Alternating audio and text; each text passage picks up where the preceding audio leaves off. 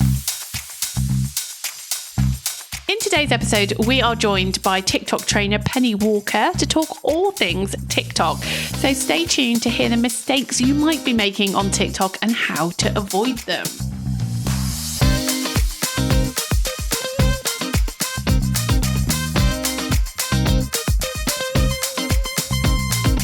You're listening to JFDI with the Two Lauras. If you're new here, this is the podcast where we give you tips and advice on marketing and working as a freelance social media manager. And we share interesting conversations with other great marketing professionals. This episode is brought to you by our sponsors, Agora Pulse. We are the hosts of the Inner Hub membership, where we hang out every day with around 500 freelance social media managers. And today we are joined by one of our lovely members, Penny Walker. Penny is the founder of Barbaroussa Social, and she teaches lifestyle brands to create great content on TikTok. She focuses on creating effective short form video really fast without it eating into your business day. Well, hello, Penny. Welcome to the show. It's lovely to have you here. Before we dive into talking all things TikTok, do you want to just let our listeners know a little bit about you? Where are you from? What do you do? Where can they find you on social? All those things. Just introduce yourself. Thank you so much for inviting me. So pleased to be here. So yeah, I'm Penny Walker. My business is Barbaroussa_social, which is a rubbish name, but we're going with it. It's based on my Italian surname. I lived in Milan for 23 years, moved back to England about 8 years ago and embarked on the social media business. I couldn't do that in Italy. You can't have a part-time job. So I loved it when I moved here that I could start learning how to have a smaller business with kids. So I teach TikTok to Instagram savvy business owners or business owners who are already established on other platforms, or have podcasts, already have content, already have a plan. And I do that via 3-week courses, an accelerator program, and by doing lots of really ridiculous videos that I should be ashamed of. No, I love your Videos content. that your kids are like, Mum, what are you doing? Those kind of videos? No, so my kids have to like all my videos in order to eat in the evening. That's the rule.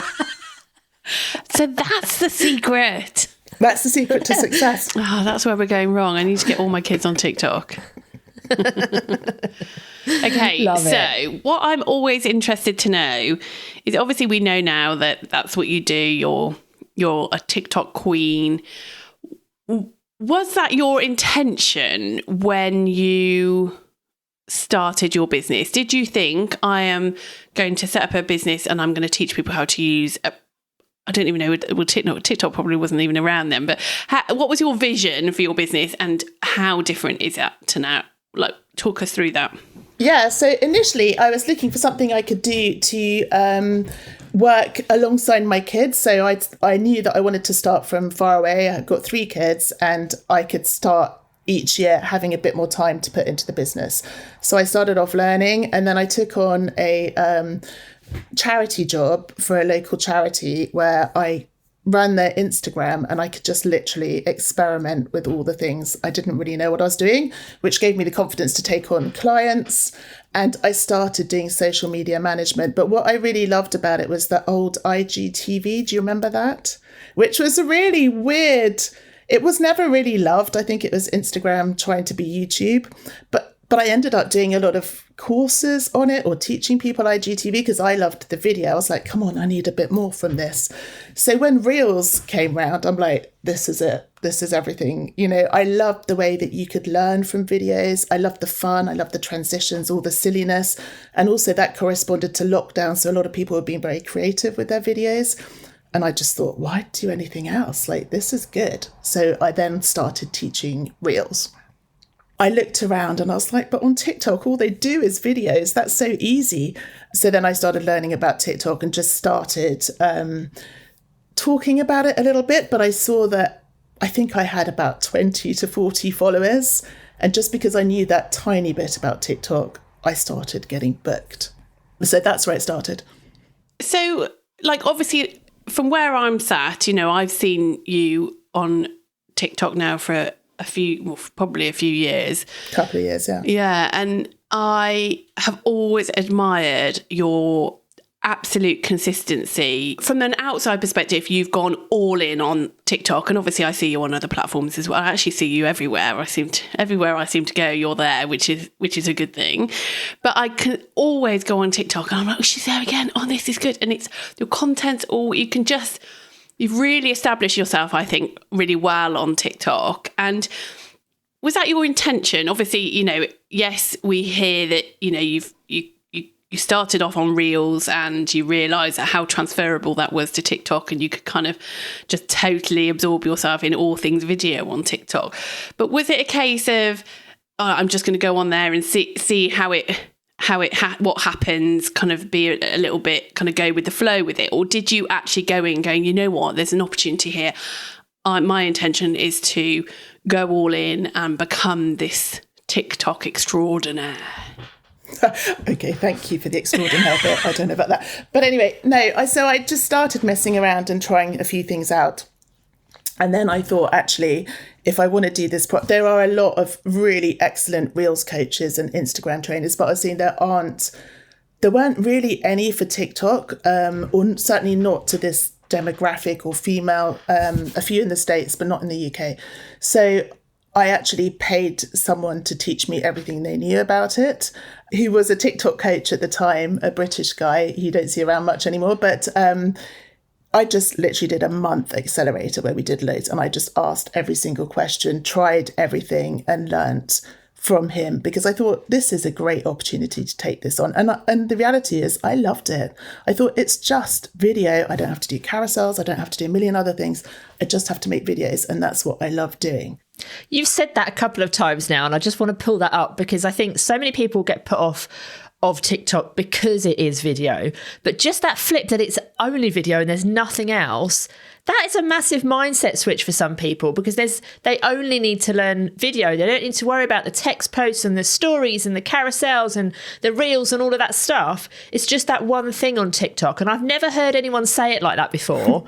And I just think that's so interesting. That's definitely something that there's content around. It's like back in the day with Instagram, isn't it? Back when I started on Instagram, it was just a post. You just had one thing to be able to do really, really well. Whereas now Instagram can be, totally. And it can be totally overwhelming place now because of all the functionality. So I can totally see how that more simplicity of, and I'm not saying TikTok is simple, because for many people it isn't, but like you say, that just one thing to focus on and become really good at is quite appealing. Yeah, absolutely. And I just want to circle back to something you said before, because I absolutely love Instagram, but this is easier for me. It's the video, so I might as well be doing it there because it's fun. But when you say you see me a lot on TikTok, there's a difference with the algorithm on TikTok compared to Instagram. So if you follow someone today on Instagram, you'll probably only see a couple of their most recent posts. If you follow me today on TikTok, you're going to see every good post that I've ever done. Which means when you go into TikTok, you're like, she's posting all the time. It looks like I am, but I may not be, because the algorithm works really hard for you and keeps delivering the content. So some of my videos are getting the most views at the moment. I might have posted a year ago. They're still going. So that content works really, really hard for you. That is interesting, isn't it? Because I've kind of noticed that, but hadn't really acknowledged it in that when I'm on TikTok on my personal account, like occasionally some of our TikToks come up and I'm like, oh my God, like I don't want to be seeing that. Who's seeing that? And you forget that lifetime of a piece of content on TikTok is actually a lot longer than I think people think. It's huge. Yeah. Do we know any stats on that? Like, do we know how long pieces of content live? Well, when I look in my analytics, I've got things that are still trending. By trending, I mean they might be picking up like 2,000 views a week that I've posted over a year ago. Wow. And so I think people can feel quite sort of like, oh, they've only got 200 views, things aren't doing well. But actually it picks up so slowly over time. And if you've got your SEO right, and those people might hunt for that kind of information, your video from 6 months ago can start accelerating massively. And that really happens. So with that in mind, and like the longevity of content on TikTok and the fact that it's only that one piece of content that we need to create, it's just a video, we don't have to worry about everything else. Why do you think people are so hesitant to use TikTok for their business? Well, I think that there's, in my demographic, so Gen X, I'd say that people are afraid of their kids. They're afraid of their kids seeing it. They're afraid of that. They're afraid of you really need to humanize your brand on TikTok. So you do need to show up, but there's ways of that not being too scary. And I think people find that hard. And also it feels like just another platform to manage. So it can feel like too much, but actually what I teach is with a plan. You need a sort of a broad plan for all of your platforms because the content is the same. Your content pillars are the same. You're just perhaps creating it a bit differently. And then some things do work on other platforms that also work on TikTok. So another thing that I find with my clients and students is that actually it's very difficult to be yourself. Everyone says, be authentic, humanize your brand. It's not that easy, actually. It's hard to be yourself on camera. So it's once you overcome that with a few processes, it's so liberating because you're starting on a platform where nobody knows you, which means you can experiment with so many new things that you don't feel perhaps judged or beholden to your existing audience. So there's also a great sense of freedom and fun that comes with it. Yeah, I was listening to a podcast from Dan and Lloyd Knowlton, their Business Anchors podcast the other week, and it was talking about TikTok, and I can't remember the context of it now, but they made a really good point that we all need to remember in that everything is, like all social media platforms, we should be constantly testing, constantly trying new things. But in particular on TikTok, I think people worry about that views metric. It's like the vanity metric, and that we've become obsessed by. And he said he can have a TikTok that gets 1 million views and the next day it gets stuck at 300. But that's because they're just testing, and just sometimes things work and sometimes things don't.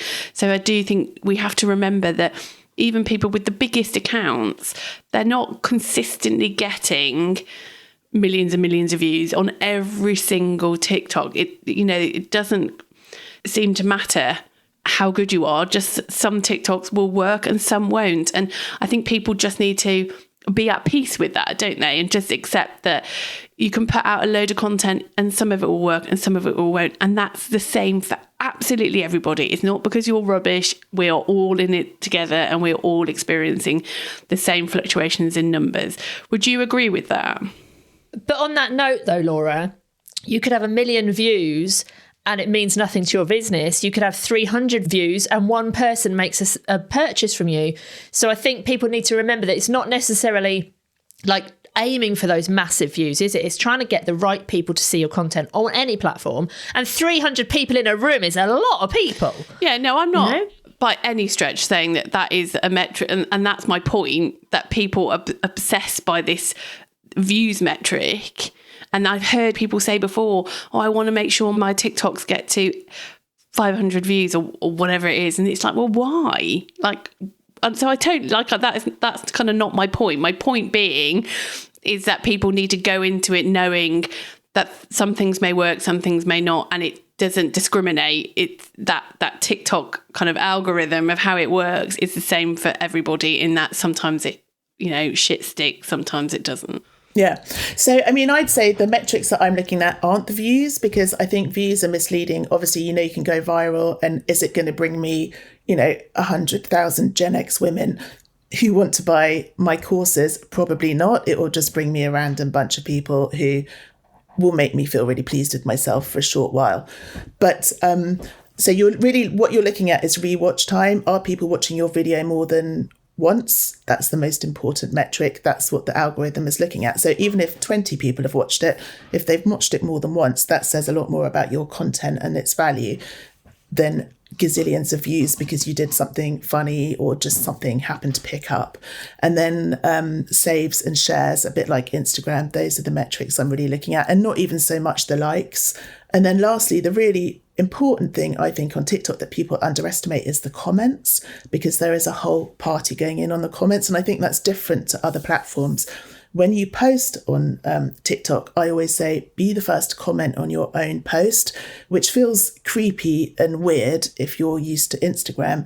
But actually, that's what people are doing. You're not posting and just abandoning your baby out to the algorithm. You kind of pull it back in with a comment and get those comments going, because as people are reading your comments and as people are writing other comments, your video is ticking over.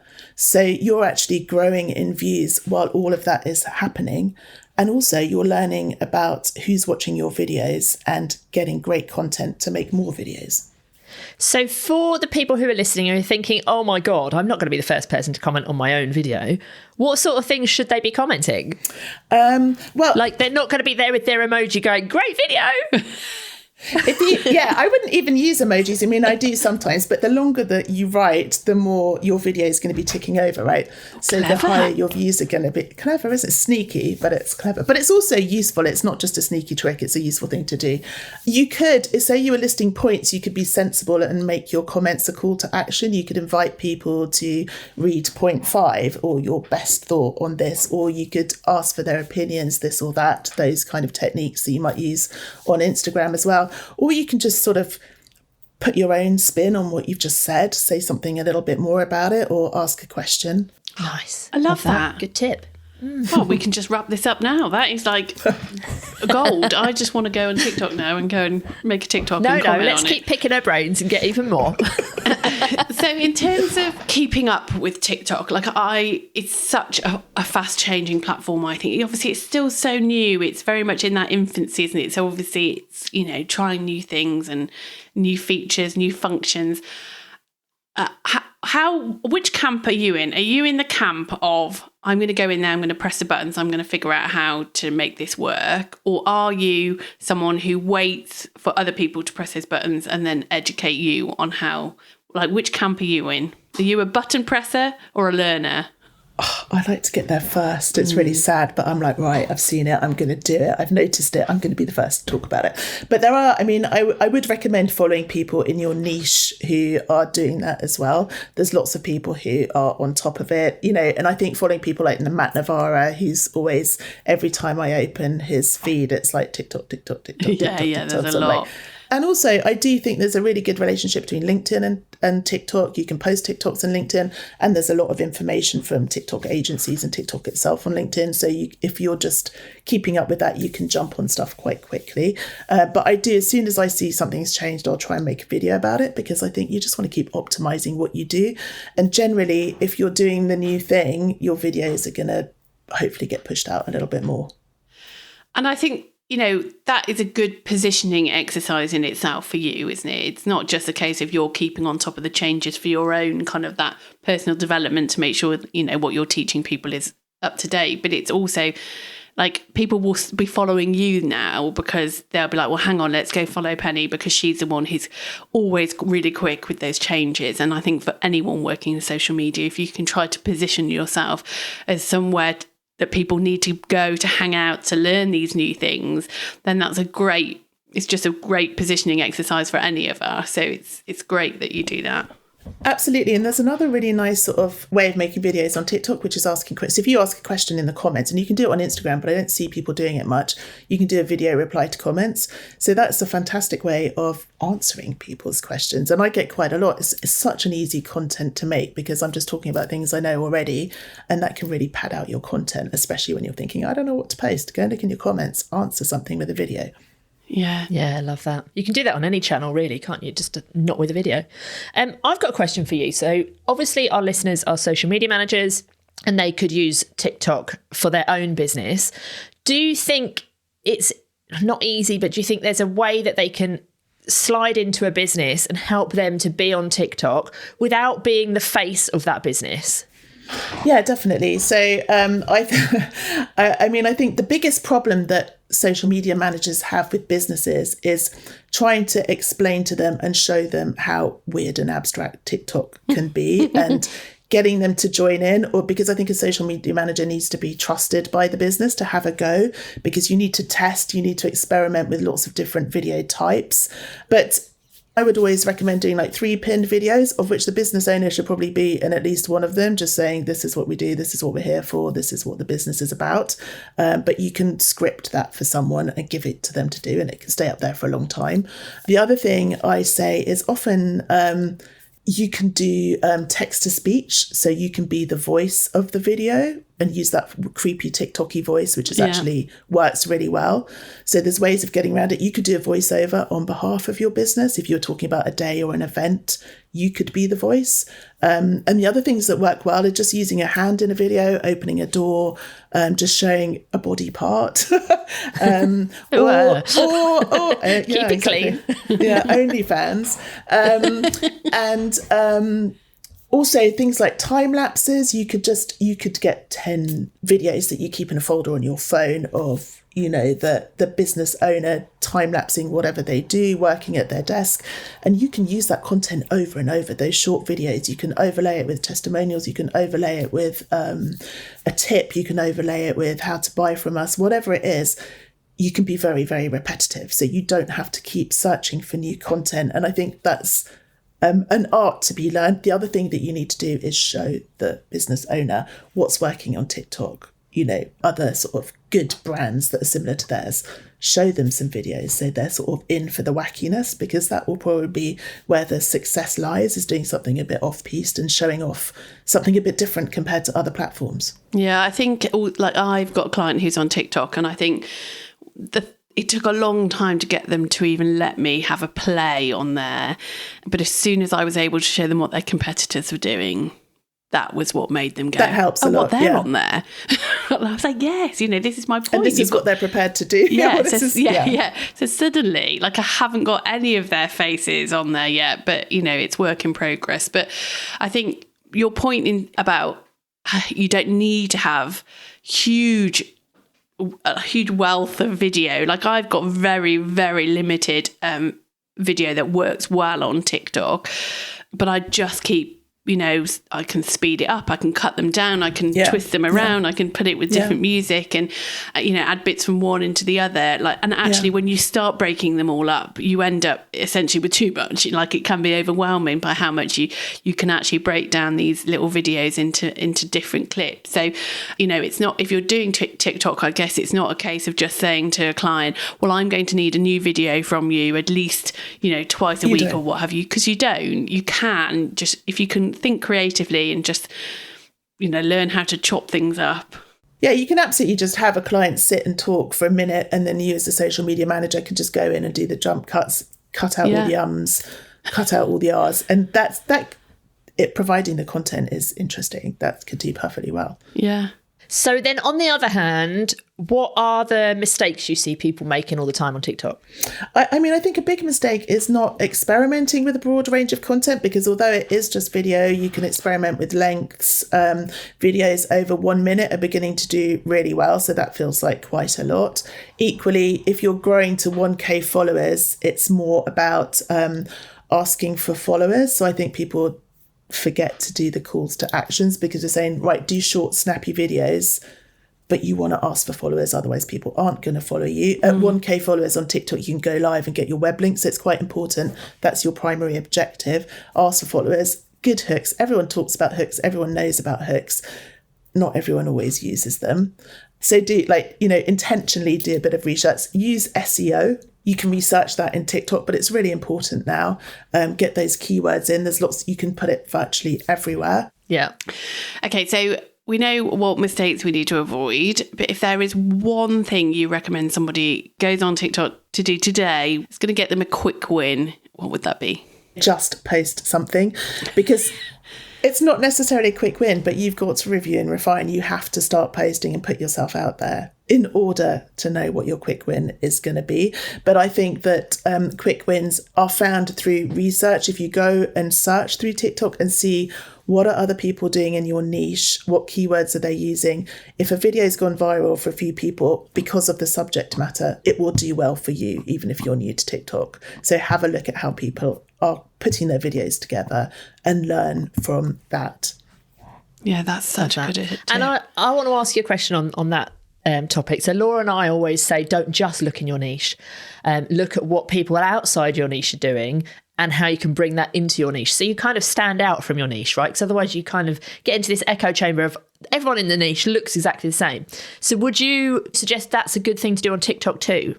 Yeah, so what I recommend doing is having your business account and your niche, but I would then have a second account that you use, one for spying on your own account to make sure it's looking nice, or if there's, like the buttons change and I'd want to see what that looks like. But secondly, to keep that, to not really engage with other accounts, not post, not stick lights on or anything, but just keep your content as broad as possible, because the algorithm will then deliver you sort of the things that have trended the most viral videos.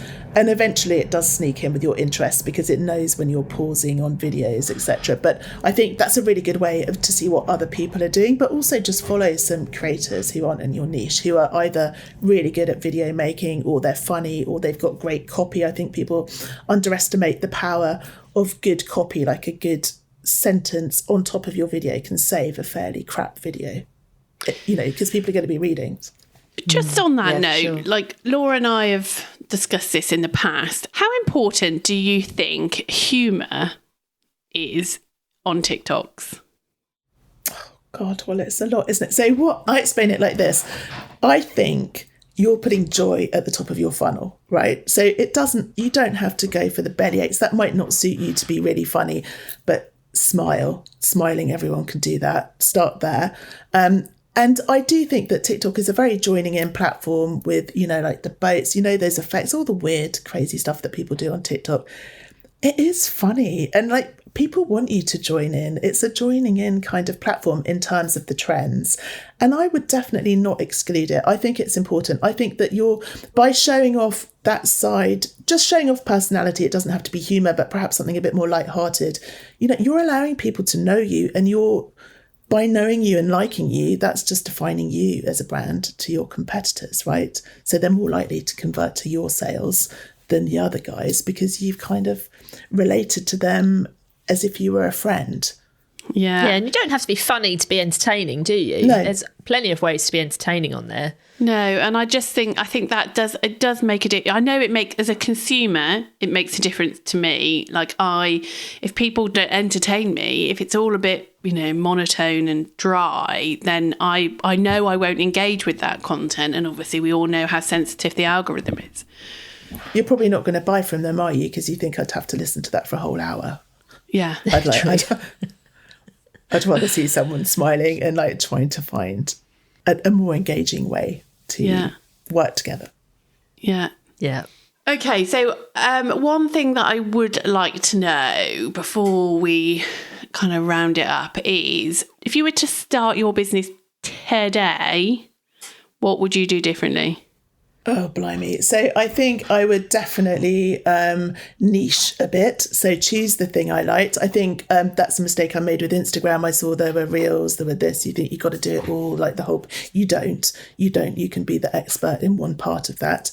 And I think the same with TikTok. So I learned that. I think I would have not diluted myself, because I think I set off very cautiously, just wondering, trying to find my feet, which is probably absolutely normal. But I think I would have gone in as myself a little bit earlier and been more of a knob in the early days, because I think that would have... Strategic knob, which has helped a lot. And I think I would have not been afraid of visibility, sharing opinions. And I think another thing that I really see has been helpful to me is sharing, not necessarily needing to be an expert in everything, but sharing the journey as I go. I think often that's a lot more engaging than knowing everything, because you might just be experimenting a couple of steps ahead of other people. And I think that's more relatable than being the I know everything, come and listen. Yeah. Brilliant. Amazing. Well, we'll pop all your links in the show notes so people can come and, take advantage of the entertainment that you provide on social media. And do you want to just let our people know how they can kind of reach out if they're interested in your course or your accelerator that you mentioned? Yes. So I do have a 12-week accelerator coming up, and that is I know I'm really excited about it, but it's just for that ongoing support for businesses. So if you really want to sort of do what I did, which is have a really good crack at it and just start right, that is a great place to start. Now, if you want to learn for yourself and you're already a bit ahead of the game, I've got my What the Talk course that I do regularly. So you can find out about that in the show notes or in my link in bios. Anything else, do ask me questions on TikTok in the comments because I'd love to answer. All of my DMs are open. So come and say hi and connect with me. Thanks so much, Penny. This has been so interesting. And as somebody who's not a massive fan of TikTok, I think I might be tempted to go and have a little butcher's. Brilliant. Thank you so much. I've loved talking to you today. Thank you.